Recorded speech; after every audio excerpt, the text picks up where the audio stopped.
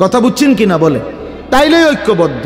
তাহলে ঐক্যবদ্ধ হওয়ার জন্য একটা মাপকাঠি, একটা মূল নীতি আল্লাহ বলছে কিনা, তো ওইটার মধ্যে আইতেই আমরা, নাইলে কিছুই করার নাই, নাইলে কিছুই কর। হাদিসের মধ্যে আছে, এই প্রসঙ্গটা এই কথাটা বলে শেষ করি।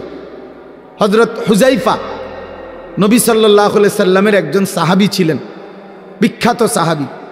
উনি একদিন বলছেন নবীজিকে, ইয়া রাসূলুল্লাহ সাল্লাল্লাহু আলাইহি ওয়াসাল্লাম, জীবন চলার পথে যদি কোনো দিন ঈমান ইসলামের উপরে টিকে থাকতে গিয়ে আমি যদি আমার সাথে আর কাউকে না পাই, আর কেউ নাই আমার সাথে, আমি একা হয়ে পড়লাম, কেউ আমার সাথে পুরা দিন মানতে রাজি না, যদি কখনো এমন হয় তখন আমি কি করব?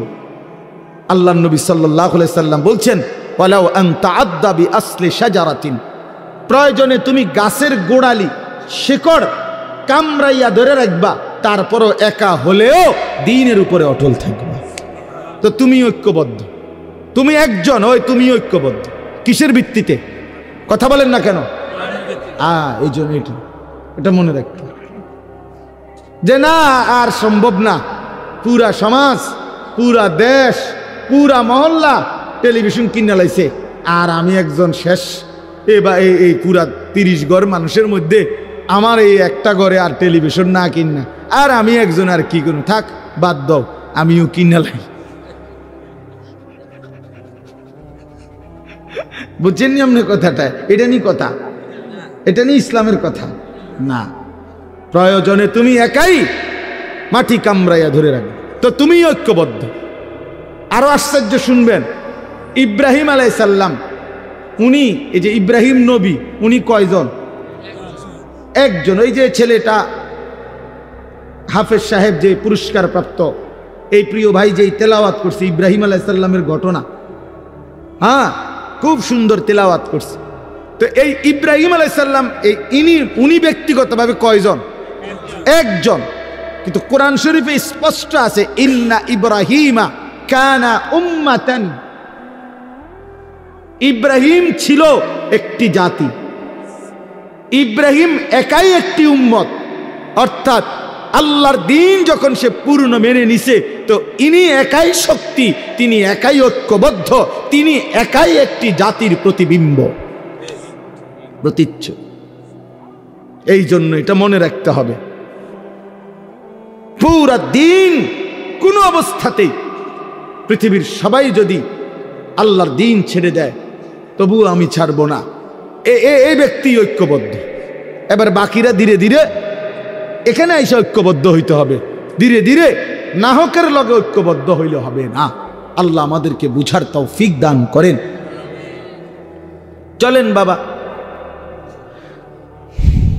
বলতেছিলাম আল্লাহ তাআলা আমাদের প্রিয় নবী সাল্লাল্লাহু আলাইহি ওয়াসাল্লামকে এই দায়িত্ব তিনি আদায় করছেন। তিনি বলছেন, আমি এক চুলো আমার কালেমার দাওয়াত থেকে বিচ্যুত হব না।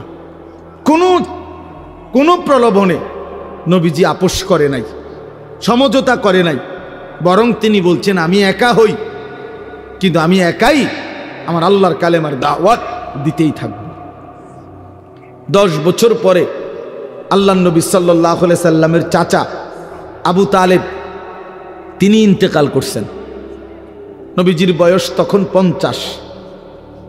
তার 5 দিন পরে বা 7 দিন পরে নবীজির স্ত্রী আম্মাজান খাদিজা রাদিয়াল্লাহু তাআলা আনহা তিনি ইন্তেকাল করছেন। এই নবুয়তের 10ম বছর নবীজির দুইজন আপনজন ইন্তেকাল করছেন। একজন বাহিরে নবীজিকে আগলাইয়া রাখতেন আবু তালেব, আর আরেকজন ঘরে আদর সোহাগ ভালোবাসা দিয়ে আগলাইয়া রাখতেন তিনি প্রিয়তমা স্ত্রী খাদিজা রাদিয়াল্লাহু তাআলা আনহা। প্রসঙ্গক্রমে নওজোয়ান ছেলেরা এটা মনে রাখো বাপ, এক নারী এবং নারীর প্রতি আসক্তি, এইটা তো একটা মৌলিক মানুষের স্বভাবজাত বিষয়, যে মানুষের অস্তিত্বের ভিতরে আল্লাহ তাআলা এটা দিয়েছেন। কিন্তু সেইটা কেউ যদি নেককার স্ত্রীর জন্য অপেক্ষা করে আর আল্লাহর কাছে দোয়া করে, আর নেককার স্ত্রী, চরিত্রবান স্ত্রী মিলে, আল্লাহর কসম, তো পৃথিবীতেই তার ঘরে, তার জীবনে জান্নাতের সুখ বিরাজ করে। আর বন্ধু, চরিত্রহীন লম্পট হয়ে দিন রাত নারী ছবি, অশ্লীলতা, বেহায়াপনা, অসভ্যতা, বেহায়া বেপর্দা কোনো নারীর পিছনে ঘুরে, ছবিতে হোক আর বাস্তবে হোক, যেই চরিত্রহীন লম্পট তার জীবন শেষ করে দিছে, খোদার কসম, আল্লাহর ওয়াদা আছে ওই খবিস ও চিরেই তার জন্য বিবি মিলবে আরেকটা খবিস। আর সেদিন মনে থাকবে, মনে রাখবেন প্রিয় ছেলে, মনে রাখো, সেদিন তোমার সংসার হবে জাহান্নামের টুকরা, জাহান্নামের টুকরা। এজন্য নারী দুধারী, নারী এমন তরবারি যে তরবারির দুই দিকে ধার। নারী যদি চরিত্রবান হয়, নেককার হয়, পবিত্র হয়, সতীসাধ্যী হয়, পর্দানসীন হয়, সে নারী জান্নাত, সে নারীর সংসার জান্নাতের সুখ। আর নারী যদি চরিত্রহীন হয়, বেহায়া হয়, বেপর্দা হয়, চরিত্রহীন অসভ্য হয়, খোদার কসম ওই নারী তোমার জীবনের জন্য জাহান্নামের আগুন টুকরো। এই জন্য তুমি মনে রাখো বন্ধু, আজকের এই চরিত্রহীনতা আগামী দিনে তোমাকে এর সুদ দিতে হবে। এটা স্পষ্ট আছে কিতাবে, আমার কাছে আরবি কিতাব আছে। ইমাম শাফিঈ রাহমাতুল্লাহ আলাইহি বলছেন, আয-জিনা কারজুন, জিনা ব্যভিচার, বিবাহ বহির্ভূত নারীর সাথে, মেয়ের সাথে যে কোনো রকমের সম্পর্ককে জিনা বলে। জিনা ব্যভিচার শুধু লজ্জাস্থানের জিনা না, বিবাহ বহির্ভূত। হাসো, হাসলে ভালো, কারণ কিছুটা প্রতিবন্ধী যারা হয় তারা হাসে। যাদের মানসিক সমস্যা, ব্রেনে ডিস্টার্ব, সে গুনাহের কথা বললেও তার হাসি আসে, যে আমারই তো কইতেছে। তখন সে বুঝে যে আমি অসভ্যরই তো কইতেছি, বুঝেন না? এর যখন এটা বুঝাই যায় যে সে যে কিছুটা প্রতিবন্ধী, এটা তখন বোঝা যায়, বুঝছেন? তো এই জন্য বললাম যে এইটা আয-জিনা কারজুন।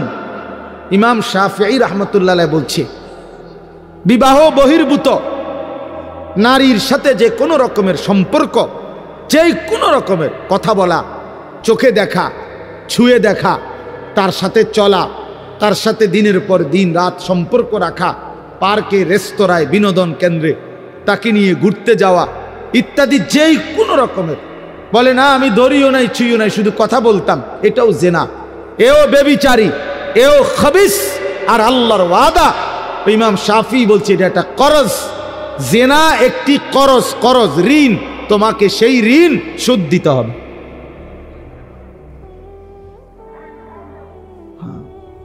বেবিচার একটি কর্জ, এটা ঋণ, এটা শোধ দিতে হবে। তিনি বলছেন তোমাকে এটার শোধ দিতে হবে, তোমার এই চরিত্রহীনতার শোধ, তোমার এই লম্পটের শোধ, সারা রাত নারী ছবি, উলঙ্গ দৃশ্য দেখার শোধ দিতে হবে। এটা মনের একটা ছেলে হলো যদি কেউ বুঝে থাকো তো মনে রাখো, এর শোধ দিতে হবে তুমি। অচিরেই তোমার জীবনে একটা খবিস মিলবে, সেই খবিস তোমার জীবনটা তখন জাহান্নামের টুকরা বানায় ফেলবে। বেপর্দা নারীর হাসি, হাসি না, এটা আগুন। নর্তকীর হাসি, হাসি না, ওটা মূলত আগুন। বেহায়া কন্যার প্রেমের কথা, এগুলো মূলত সুন্দর কোনো শব্দ না, এগুলো আগুনের গোলা, এগুলো আগুনের গোলা। এটা শোধ দিতে হবে নিজের জীবনে, তখন ধুকে ধুকে মরবে। রাস্তার বেড়ি দেখুন আর মোবাইলের নারী দেখা, আর নিজের বউ 6 নম্বর হওয়া, 3 নম্বর বেড়ি হওয়া, হ্যাঁ অনেকটা ডিফারেন্স।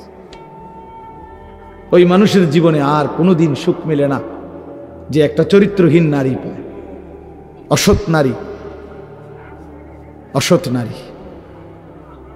আপনারা যদি নাও জানেন, আমরা তো জানি, কারণ আমরা যে হুজুর মানুষ, আমগোর কাছে তো হাজারো মানুষ, শত শত মানুষ